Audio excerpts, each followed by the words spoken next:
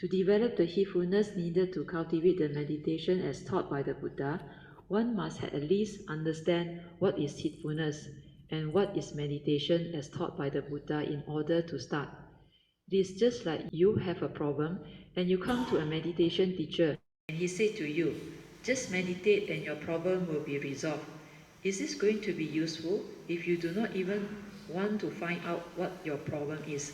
How can you start solving your problem when you do not know what your problem is? Similarly, with meditation, if you do not understand what meditation is, then how can you start developing it? Meditation and cultivation must be done with understanding so that one is not gullible. So this one is important, remember. All of meditation must be done with understanding. Then you are not deluded. You will be able to develop it because you understand what is meditation. Otherwise, you gullible. People give you method technique, then they call you vipassana. Or you greed for vipassana because you heard vipassana can make you enlightened. So other type of meditation you don't want to learn. When I started teaching, you know what happened? A lot of people, they heard about me, then they ask, your teacher teach what? Brother Teo teach what? Vipassana. No Vipassana, the one, walk away. I came across a lot of them, but I just laugh. Because people don't understand what they are looking for. So if they are gullible, they only want to hear the word vipassana. What you teach not important, no. As long as vipassana, he will attend. No. So if you want to be a good salesman to sell to these people, very easy. Label your teaching as vipassana. There are a lot of followers. But for me, I told my Kayamita, I said, no need. People are that very difficult to develop the understanding. Because they have this desire for this type of words, and they don't know what vipassana is. Just now we went through what is vipassana. Vipassana got two parts. What is we? The three characteristics of nature. Okay. Pasana is to insight into it. Understand? So vipassana is whatever that allow you to insight into phenomena, to realize the three universal characteristics of anicca, dukkha, anatta is vipassana. So how can method and technique be vipassana? Without mindfulness awareness, how can you see things as they are? How can you insight into phenomena? So how to teach people like that? And the question that they ask is they want a method and a technique which you call vipassana. So people are there very difficult to teach, understand? Unless they are willing to listen. But most of these people are very difficult. Because finally they don't appear. Because they are attracted to only vipassana. And then the Kayamita said, oh, Brother say method and technique don't define the meditation. Oh, he lucky scared. Straight away disappear. Don't teach vipassana. No method, no technique. Then how to meditate? There is a question. But they never inquire who meditate. Who meditate? The thought meditate is one thing. The Buddha say what? Heedfulness is a path to the depth. The form and mind must develop heedfulness, understand? And they don't want to understand this. They want vipassana, understand? So one day maybe I start to change. Vipassana, heedfulness, heedfulness is vipassana. Then they come. Heedfulness, I thought that one is apamada. So you got Dhammapada verse 21. Heedfulness is the path to the depth, the heedful never die. So is this vipassana? Then they look at you. Like that, I don't want to learn this. Because they are not familiar with the term heedfulness. So a lot of people, because of their karmic past, they become gullible. Okay, continue. Maya. As meditation is a very general word, it is important to understand the meditation as taught by the Buddha.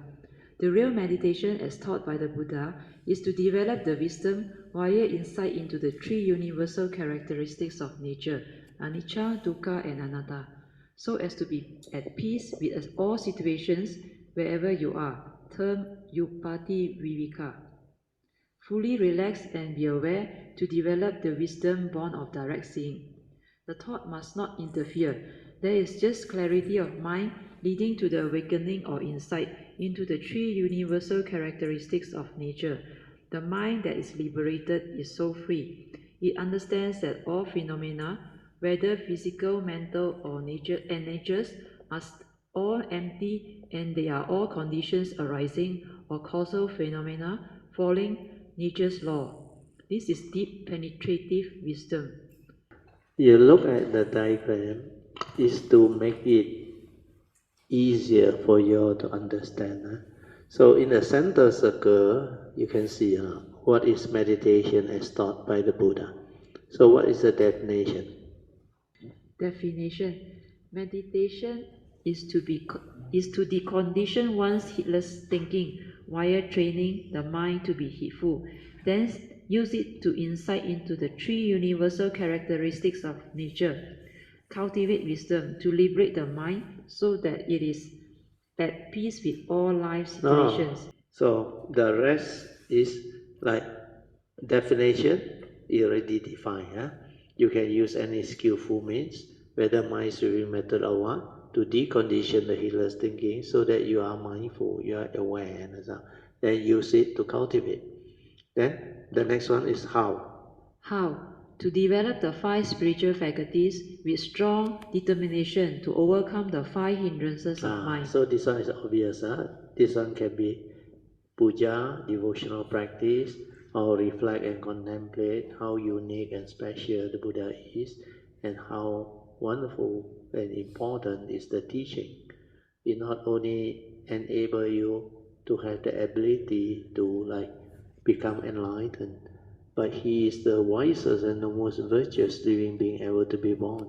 So you will have faith in him, gratitude towards him, then you will go all out to study what or cultivate what he has taught you, because that teaching is so special and bring about enlightenment in the here and the now, and liberate your mind so that you can be free of all suffering. And what are the five mental hindrances? The one we have gone through. Then what are the five spiritual faculties we have gone through?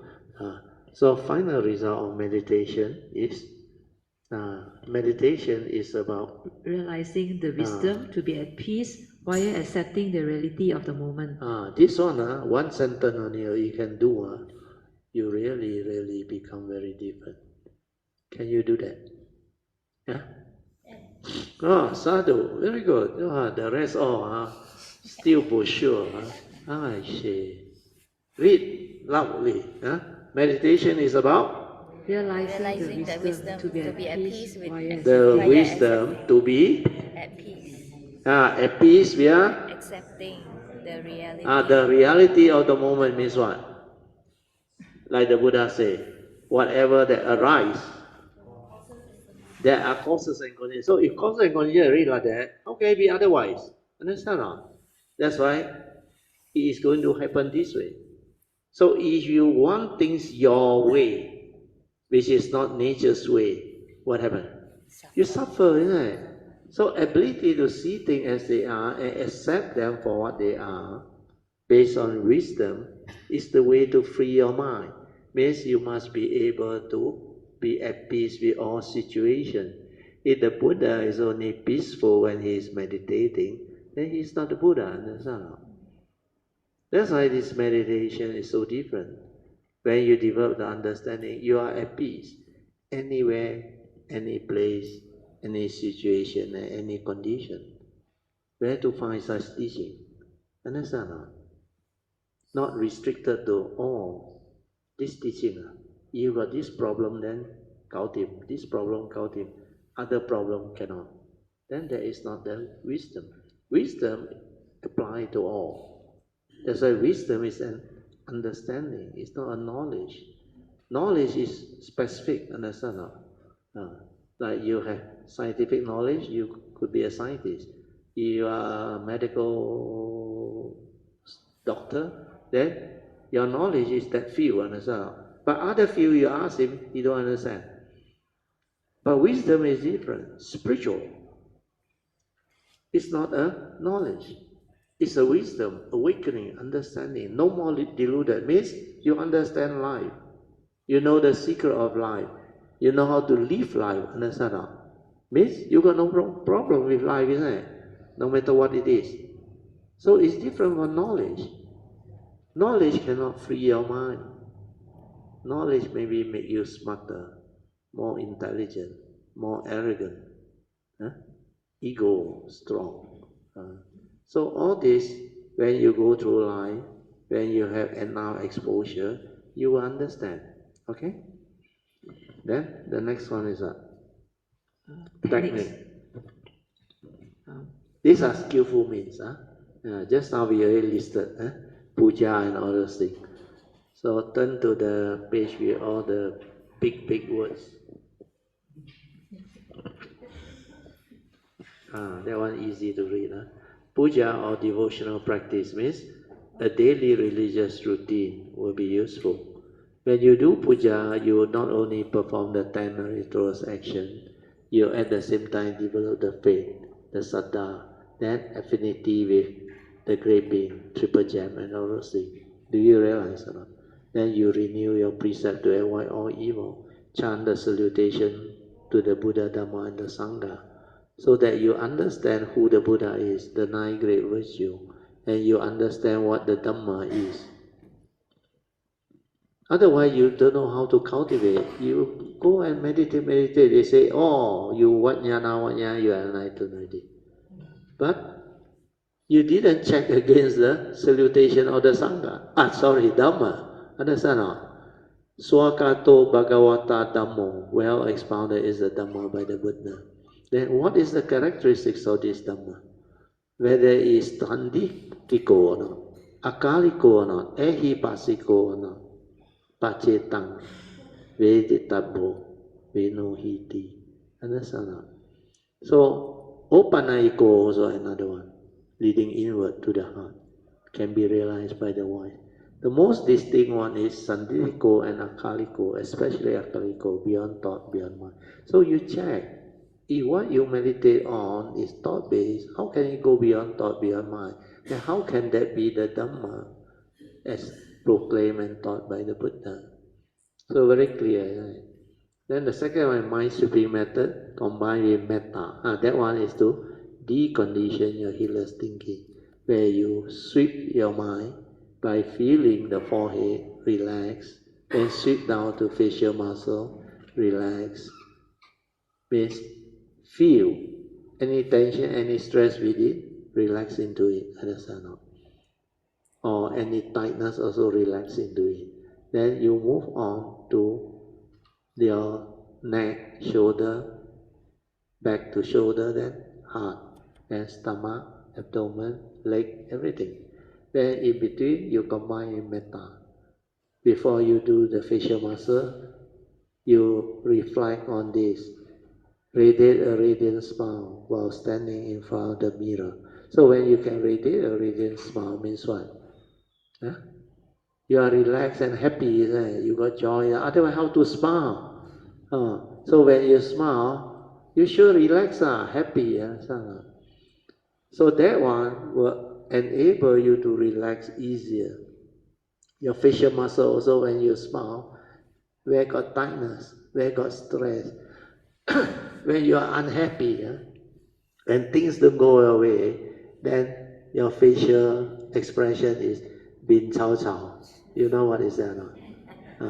Your face, bu song.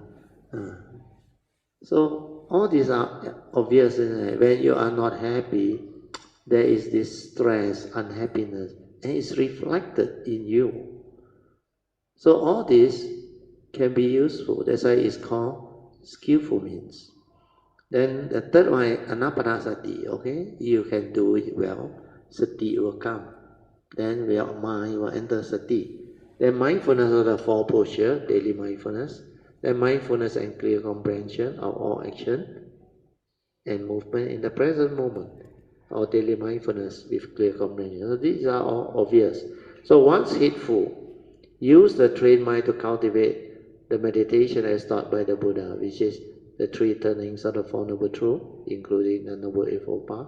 And finally, when you have the understanding already, after overcoming courageous cycle, you cultivate the four foundation of mindfulness, or the Satipatthana practice. Okay? So all the technique is to train your mind to be heedful, to develop the first rectangle is what? To insight into the three universal characteristics of anicca, dukkha, and anatta, to realize the unreality of the five aggregate of form and mind, so that you are no longer deluded, so that the form and mind projecting into the phenomenal world of consciousness is clearly understood. Then it cannot delude you. Understand? It loses its power to delude you into attachment, craving, clinging, conditioning your suffering. So all this is obvious when you have the sati, or mindfulness and heedfulness. Then the next one is via puja is to develop the five spiritual faculty to overcome the mental hindrance. Then my supreme method is to decondition the heedless thinking through feeling and relaxing without thought. Then how to develop heedfulness after that? Cultivate kayanupasana via anapanasati, mindfulness of four posture, and sati sampajana. Understand? This is what the Buddha taught under kayanupasana. Okay.